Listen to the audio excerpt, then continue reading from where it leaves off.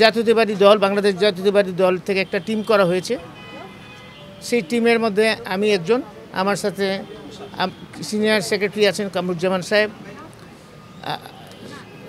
রিমন সাহেব, তারপর হচ্ছে আরগঞ্জের মাহবুব সাহেব আছেন এবং আরেকজন আছেন আমাদের সাথে, তিনি আজকে আসতে পারেননি।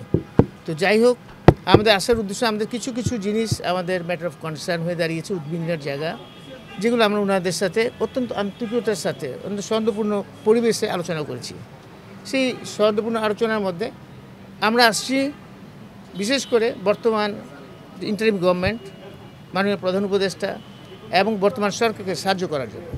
সেই সাহায্য হিসাবে যেগুলো কনসার্ন করে সেইগুলো আমরা ওনাদেরকে আমাদের ব্যক্ত করছি। উনিও একই জায়গায় একমত পোষণ করছেন।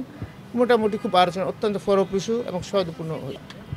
আমাদের পার্শ্ববর্তী দেশে পতিত সরকার যে শেখ হাসিনা, ওনার সাথে একটা বিশেষ শিল্পগোষ্ঠী, পত্রিকায় দেখেছেন আপনারা, এসএলএম গ্রুপ, তারা সেখানে একটা মিটিং করছে, সমস্ত পত্রিকায় আসছে। সেটা মিটিংয়ের উদ্দেশ্য ছিল বাংলাদেশের নির্বাচন বানচাল করা, নির্বাচনের বিভিন্ন সহিংস ঘটনা ঘটানো। এটা তো একটা উদ্বিগ্নের জায়গা, সেই ব্যাপারে আমরা আলোচনা করেছি। আরও অনেক কিছু আলোচনা করেছি, যেমন বিভিন্ন অবৈধ অস্ত্র এবং লুট হওয়া অস্ত্র, সেটা যে উদ্ধার হয়নি এখনও, সেটাও আমাদের উদ্বিগ্ন জায়গা।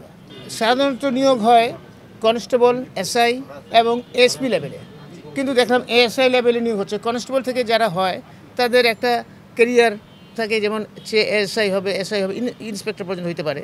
আবার এসআই লেভেলে যারা হচ্ছে তারা এসআই থেকে ইন্সপেক্টর হয়ে ডিআইজি পর্যন্ত হয়েছে, অনেক উদাহরণ আছে। আবার এসপি থেকে তো আইজি পর্যন্ত হতে পারে, কিন্তু এখন এএসআই পর্যন্ত সেটা একটু বিভিন্ন জায়গায়, কারণ কনস্টেবলদের মধ্যে একটা বিভিন্ন রকম